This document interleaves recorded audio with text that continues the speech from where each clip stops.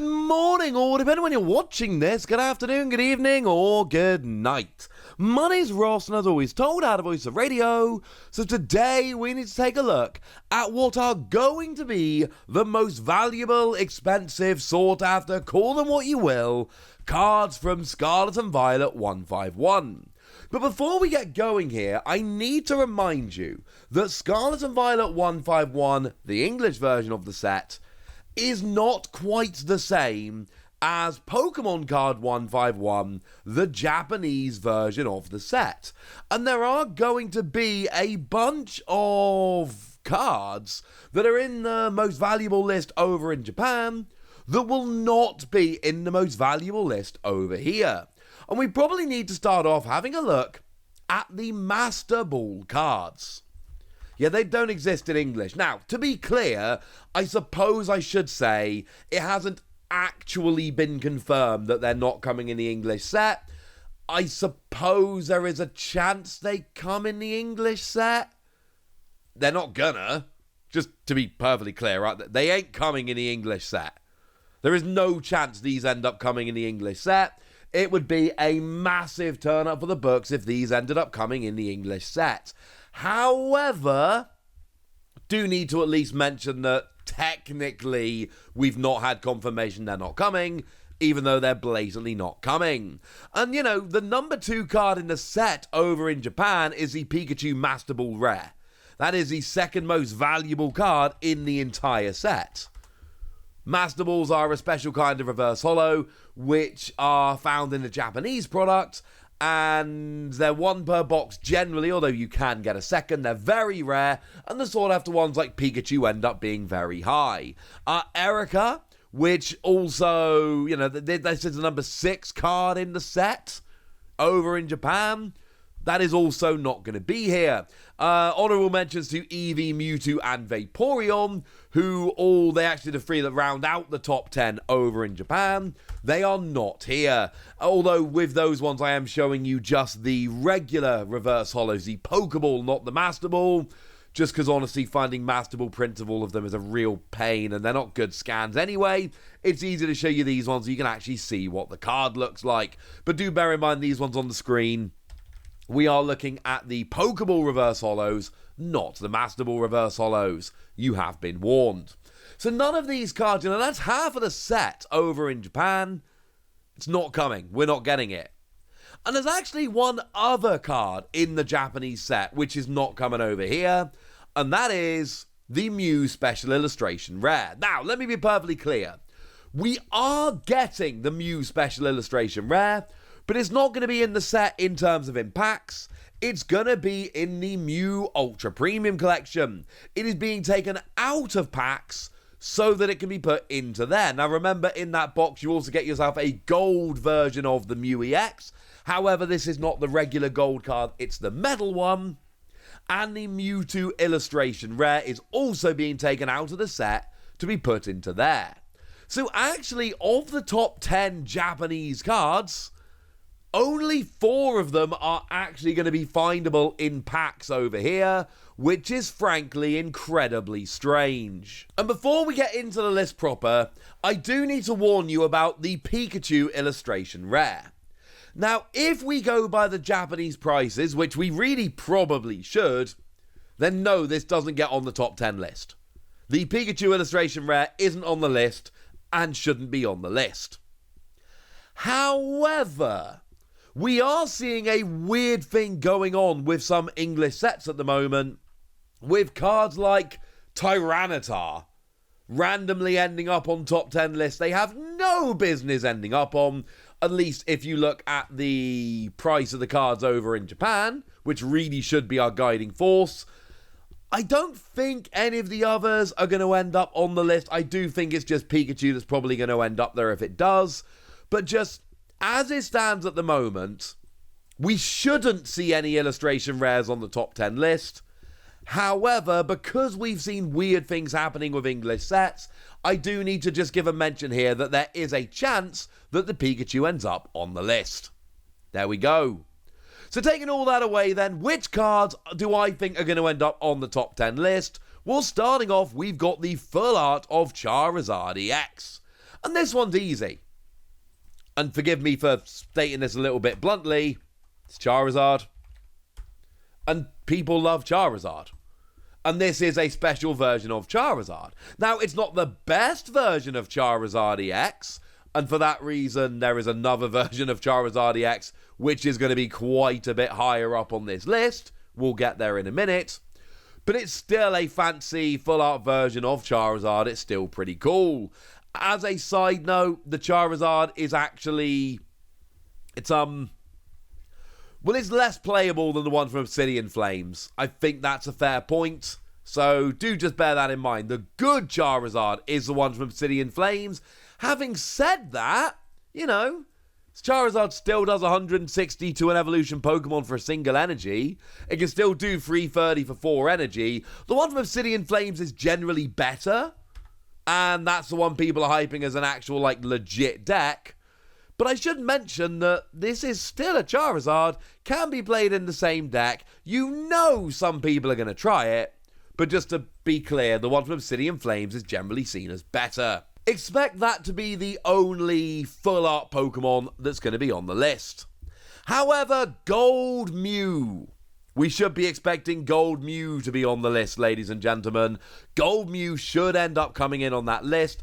I know we're getting it in the Mew Ultra Premium Collection, but remember that is a metal version, not just the regular gold version.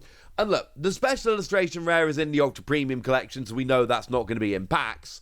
But make no mistake about it, it's Mew. Mew is horrendously popular. And it's a really good card of a great draw ability. Draw until you've got 3 cards in hand. If you've got multiple Mew, you can use it on every Mew every turn. And an attack that copies your opponent's active Pokemon's attacks to 3 colorless energy, plus 3 retreat. Mew is a really good card. And it's also, you know, Mew. So make no mistake about it, ladies and gentlemen. This should be a very, very sought after card indeed. You have been warned. Now, in terms of special illustration rares, there are a few Pokemon, in fact, there are a bunch of Pokemon we should be expecting to make the list. Some higher up than others.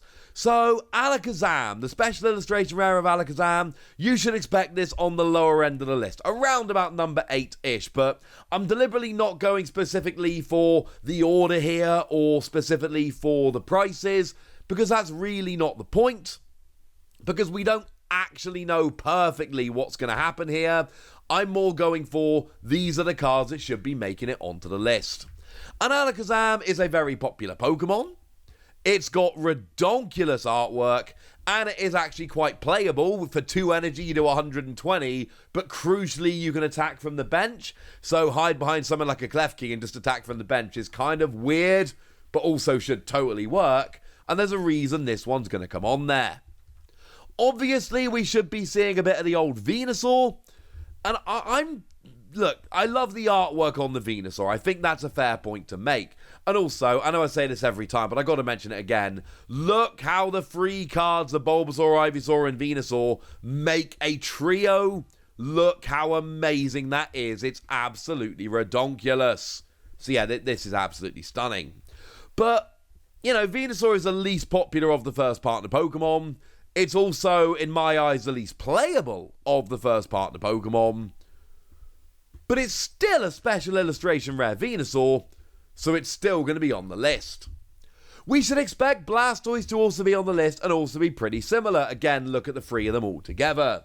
The Blastoise I actually really like. You can discard up to 2 water energy from your hand for 2 water energy, doing 140 for each discarded. And that's 280 for 2 energy, which is not too shabby. But you've also got 330 HP and an ability that reduces damage done to you by 30. This is going to be a bit of a beast if you can get it rolling.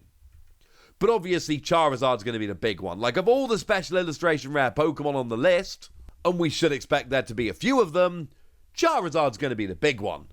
This is going to be... There are going to be 3 cards that are very clearly differentiating themselves at the top of the list. Charizard is going to be one of them. If you go by the Japanese prices, this is actually number 3. We could see that flicking around over here. This could easily be number 1. And it's just Charizard and it's beautiful. Like I said, with the full art, playability-wise, there is an argument that it's fine, but not as good as the one from Obsidian Flames. But let's not beat around the bush here. What we've got is an absolutely stunning, beautiful Charizard, and people love Charizard. So, yeah, this one's going to be pretty gosh darn big. The other special illustration rare we would expect to see in terms of Pokemon is Zapdos. And Zapdos is, again, just a very cool card. I mean, firstly, it's got all 3 legendary birds on 1 print, which is a pretty big deal. But it's actually like a really legitimately playable card as well. It's got an ability that gives free retreat if it's got lightning energy attached. And then for free energy, it does 120, but then also does 90 to one of your opponent's damage bench Pokemon. It's pretty gosh darn good. And in some of these speed lightning decks we're seeing coming around lately, I expect this to see a bunch of play and a bunch of love and a bunch of success. This is one I expect to see being played. But to be clear, the reason it's going to be on the list is because it's a Zapdos that's also got Articuno and Moltres on. It's the art that's going to bring it up here. Now that's what we should be seeing in terms of Pokemon, but there are some supporter cards to look out for as well. Now, the one that's really kind of an honourable mention and we should see down the lower end of the list is the special illustration rare of Giovanni. It's very much on the lower end of the list, and honestly, it's one of those ones like, it gets onto the list by virtue of the fact that the Master Ball rares aren't in there. If we had Master Ball rares, this would be nowhere near the top 10, even a little bit. Sorry about that. But it's still Giovanni, and Giovanni's still a popular character, and it's still a really interesting card that lets you remove an energy from your opponent's Pokemon and then attach an extra one for yourself, and it's still cool, and, you know, he's chilling with a Persian. Come on, this is awesome. If you play Gen 1 games, this special illustration rare really should make you very happy. But this is one of those ones that's going to be on the lower end of the list because we don't have Master Ball rares. And then we got the 2 Erica cards. And over in Japan, these are the 2 big cards. Over here, expect these and Charizard to be the 3 biggest cards. Simple as that. And the full art is cool, but the special illustration rare is beautiful. And it makes me super happy we actually do have an English version, you know, an English scan of the special illustration rare, which is absolutely stunning and I absolutely love it. So yeah, this is one we should all be getting very, very excited about. Erica as a card is actually kind of cool. It lets you pick a Pokemon from your opponent's hand, put it on the bench, and then bring it active. So it's actually really nice in terms of being able to basically KO a Pokemon that's in your opponent's hand. A basic Pokemon, obviously. But really here, it's the fact that it's Erica, and Erica's popular, and it really is as simple as that. Like I say, the fact that Mew is in the Ultra Premium Collection and the fact that we don't have Master Balls makes our list and Japan's list very, very different, which is why we need to bring this video. But when you're opening your packs of 151 in a few weeks' time, these are the cards you should be looking out for. These are the ones that people are going to want to trade from you. So yay! But to be clear, the top 3 are the top 3 by a little bit of a mile. And then Zapdos actually is weirdly in kind of its own tier. And then everything else I've given you on the list today is very much in that 3rd tier. So there we go. That's what you need to know. And now it's over to you guys. Tell me which cards you're looking forward to from 151. Tell me which you're excited about. Tell me anything you want to tell me in the comment section. Go nuts! Be nice. And then make sure you like this video, subscribe to this channel, follow me on Twitter at TheWasi. That's where we talk about Pokemon and card games and Pokemon card games, all kinds of fun things.